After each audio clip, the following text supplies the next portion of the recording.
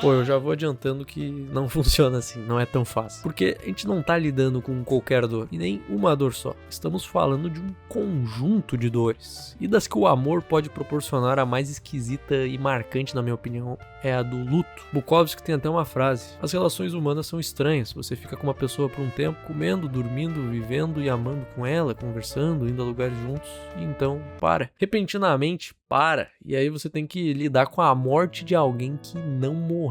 Todas aquelas memórias carinhosas de um tempo que já passou, aquela viagem, aquele lugar, aquele dia, noite, aquela festa, aquele momento romântico em que ela, no meio de uma viagem, resolveu mexer na galeria do seu celular e foi achar uma foto sua com sua ex de 3 anos atrás. Então, por causa disso, ela passou o dia inteiro sem falar com você, com uma cara de bunda inacreditável, estragando todo o clima da viagem, mesmo você explicando mais de 10 vezes que de fato tinha esquecido de apagar do Google Fotos, que aquela ex não significava mais nada pra você.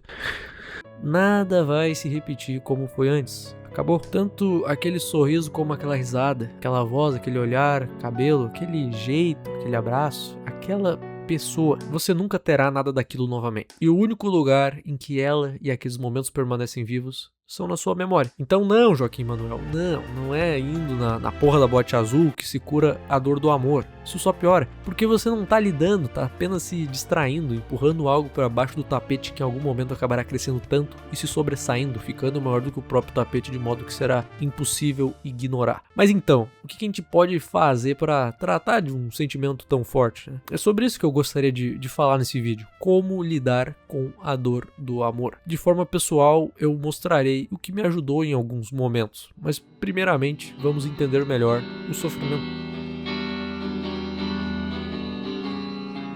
Well, maybe I'm too young to keep good love from going wrong, but tonight you're on my mind, so you'll never know. Certo, vamos começar pelo fim. Seu relacionamento acabou e provavelmente o primeiro impacto que você vai sentir será a ausência. Lembra daquelas sextas à noite em que ela vinha à sua casa, vocês pediam um hambúrguer no iFood ou cozinhavam juntos, sei lá, e depois ficavam deitados assistindo alguma coisa? Pois é, agora você se encontra sozinho, tendo que comer pizza congelada da Sadia, e quando você olha para sua cama, especificamente o lado em que ela costumava ficar, não vê nada. Ou quando vê, você sabe que é só uma projeção mental, ela não tá mais ali. Situações como essa se repetirão exaustivamente. Os lugares que vocês iam, as coisas que vocês faziam juntos e o pensamento recorrente: como eu queria que ela estivesse aqui agora. E como se não bastasse, alguns questionamentos virão à tona. Onde será que ela tá agora? O que será que ela tá fazendo agora? Ou com quem ela tá agora? Putz. Broken down and hungry for your love, with no way to feed it.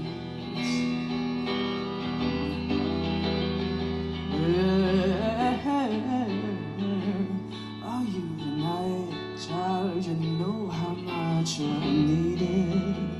O que acontece quando se mistura o peso do Led Zeppelin com a alma da Nina Simone e canto espiritual islâmico de Nusrat Fateh Ali Khan, com perfeccionismo obsessivo, técnica vocal apurada, alta sensibilidade, uma infância conturbada sem a presença do pai e alguns relacionamentos intensos e instáveis? Bom, resultou em Jeff Buckley.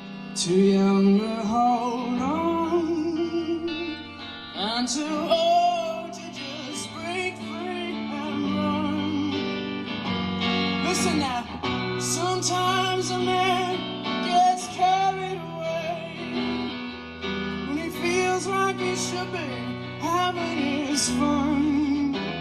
Much too blind to see the damage he's done. Sometimes a man must wait to find that really he has no one. Sabe o que Lover, You Should Come Over e Boate Azul têm em comum? Porra nenhuma. Não, brincadeira. A capa dos álbuns são azuis e são duas pedradas musicais da sofrência. Tanto Joaquim, Manuel e Buckley compuseram suas respectivas canções em um período de profunda fossa amorosa, certamente. Uma verdadeira lástima o fato de Buckley ter morrido tão cedo em um afogamento, e assim ele acabou lançando um álbum só em sua carreira, o aclamado Grace de 94. Poucos artistas conseguiram traduzir a saudade e o amor em ruína com tanta sinceridade e originalidade que Jeff Buckley. So I wait for you. Yes, I'm burned. Forever see your sweet return. All I ever learned, lover, you should have come longer. Suits not to love. Interpretando essa letra, eu só consigo pensar numa coisa: saudade. Quando ela toma conta, você começa a lembrar dos bons momentos que tiveram juntos. Essas lembranças parecem tão coloridas e cinematográficas. Aquela época era tão boa. Quando estamos nos referindo à saudade, podemos distingui-la em dois tipos. A saudade acompanhada da certeza que você vai ver aquela pessoa novamente, e é só uma questão de tempo. E a saudade acompanhada da certeza sobre a incerteza do término, por exemplo, pois é bem provável que você nunca mais estará com essa pessoa, não dá pra saber. E isso acaba de vez com seu coração machucado. É tão estranho e melancólico saber que aquela pessoa que esteve com a gente em tantos momentos marcantes, a pessoa com quem compartilhamos um grande pedaço de nossas vidas, simplesmente não está mais aqui e nunca mais estará. It's never over. My kingdom for a kiss upon her shoulder. Well, it's never over. All my riches for her smiles when I slept so soft against her. Oh, it's never over. All my blood for the sweetness of her laughter. Well, it's never over. She's the tear that hangs inside my soul forever.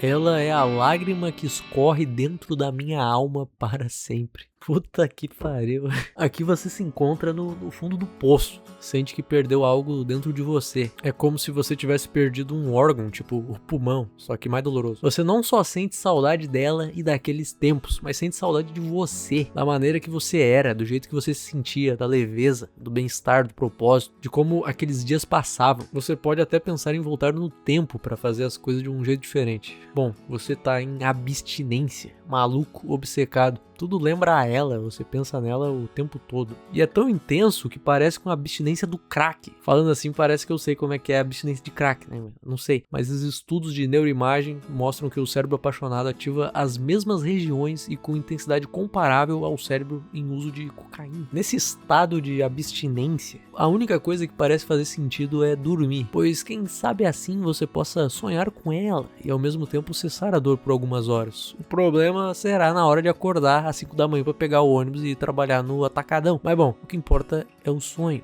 Esse sonho poderia ser eterno desde que você esteja lá, meu bem. Você não, açaí atacadista.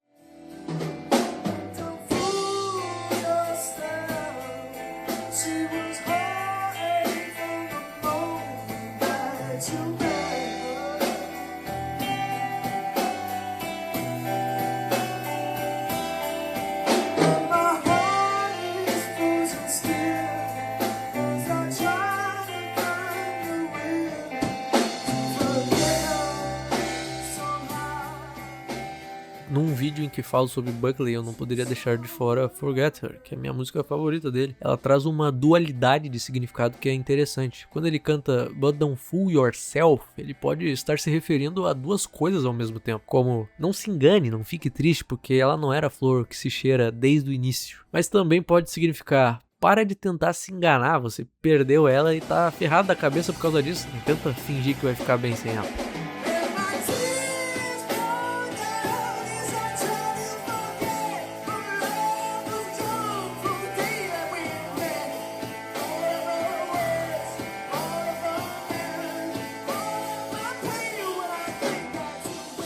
Kierkegaard tem uma frase que é: o estado mais doloroso de existir é lembrar do futuro, especialmente daquele que você nunca terá. O que dizer sobre expectativas frustradas? Você enxergava um futuro com ela, vocês tinham planos juntos, sabiam desde onde iam morar até a arquitetura e o design interior da casa, quantos filhos teriam e os nomes deles, os países que iriam visitar juntos, tudo havia sido pensado. E agora isso simplesmente se dissipou. Pode ser que num universo alternativo uma outra versão sua esteja vivendo isso com ela, mas essa é uma realidade paralela na qual você nunca teve acesso. Agora falta propósito. Uma das pilastras que sustentavam sua vontade de viver desabou. Sair todos os dias para trabalhar sabendo que na hora de chegar em casa você não encontrará ninguém e você não terá ninguém para ver aos finais de semana. Os dias quando não são cinza são monocromáticos, pois talvez você tenha perdido a coisa mais valiosa que já teve: o amor. Puta que pariu, isso aqui tá muito dramático, cara. Calma. Ainda há esperança. Você ainda pode encontrar outra pessoa, calma. Mas antes de pensar em outra pessoa, você primeiro precisa aprender a resolver essa dor. Se você continuou até agora nesse vídeo é porque tá doendo, né? Não sei, tô supondo, mas vamos lá. This is our last goodbye. I hate to feel the love between us dead, but it's over. Just here listening up. Para lidar com um sofrimento amoroso, eu faço um ritual. Ah, não é isso que você tá pensando. Não envolve sangue, nem galinha preta, nem bode, cabrito. No máximo, um velho barreiro, né? Pra ser sincero. Para começar o ritual, você vai precisar de um lugar. Tem que ser ao ar livre. Quanto mais bonito e isolado, melhor. Pois assim você tem mais paz e privacidade. Afinal de contas, você não quer passar pelo constrangimento de alguém te ver chorando por aí, certo? Eu particularmente gosto de caminhar na praia no fim de tarde ou em meio à cidade à noite. Mas o ideal é que não tenha pessoas à sua volta que possam encher seu saco e ao mesmo tempo que seja seguro, né, para você não ser assaltado. Segundamente, você vai precisar de um fone de ouvido e uma boa playlist com músicas escolhidas a dedo na vibe que você está e quer sentir. Música triste sobre relacionamento, término e tudo que circunde esse universo. E terceiramente, você vai combar tudo isso com o quê? Bebida. Eu boto tudo dentro de uma garrafinha dessas da época de escola e aí fica bem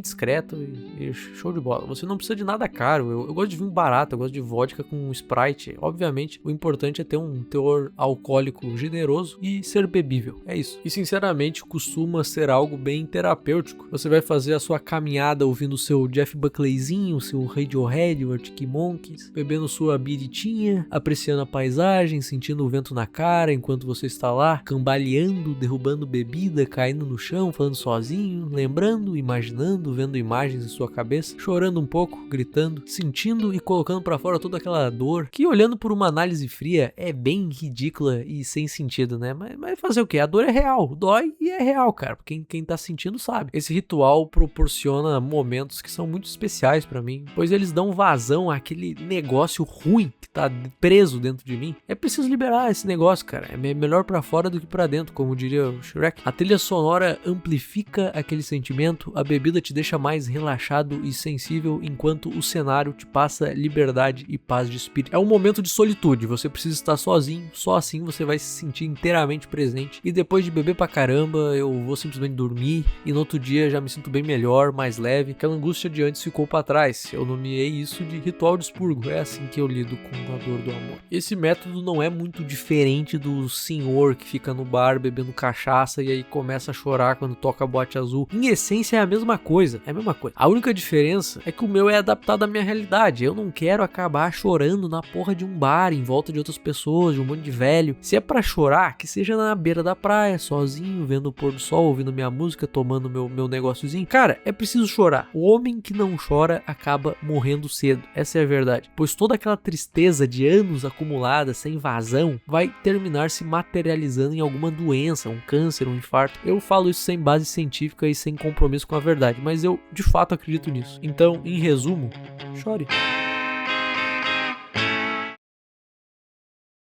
O ritual tem boa eficácia, mas se mesmo assim ele não for suficiente, tiveram outras duas coisas que me ajudaram quando eu estava no poço do fundo. A primeira foi quando eu passei a enxergar o universo como um agiota. Não espere pegar dinheiro com um agiota e nunca pagar ele. Você vai pagar em algum momento, com juros. Com o universo é igual, cara, mesma coisa. Todo o prazer que o universo te fornece tem um custo também que em algum momento precisa ser pago. Se você está sofrendo agora, é porque chegou sua hora de pagar. Se a paixão foi uma experiência intensa de prazer, agora espere o oposto. Eu prefiro ver as coisas dessa forma sem manter uma expectativa que eu terei apenas a parte gostosa do amor, da paixão. Nietzsche dizia que a condição do prazer é a dor. Ralph Waldo Emerson, considerado amplamente o filósofo norte-americano mais influente da história, dizia também que o universo opera como um sistema de equilíbrio perfeito. Nenhum ganho vem sem um custo equivalente. Então assim, não fique tão triste com seu término, o universo apenas está cobrando a dívida. Tenha consciência disso. E saiba também que isso vai passar. Em algum momento você vai sentir um prazer equivalente a essa dor que está sentindo agora. Outra coisa, se você está sofrendo tanto com a falta dela, é um sinal que vocês tiveram muitos bons momentos juntos. Então, seja grato ao universo, a Deus, eu não vou entrar nesse mérito. Em vez de ficar pensando no que não aconteceu e no que poderia ter acontecido, seja grato pro que foi. Você viveu algo maravilhoso e raro. Valorize o fato, apenas o fato.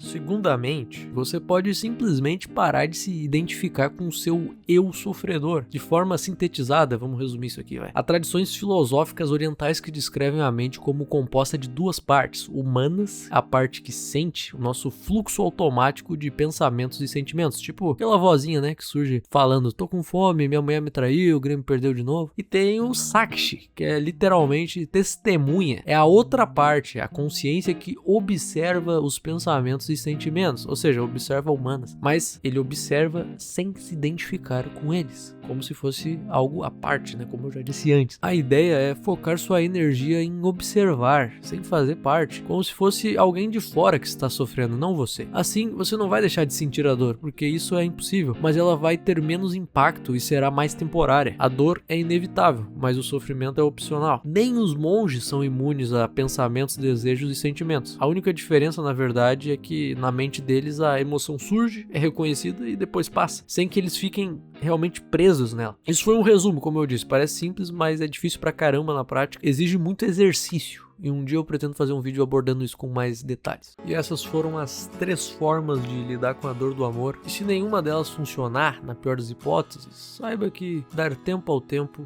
é o suficiente, eu espero.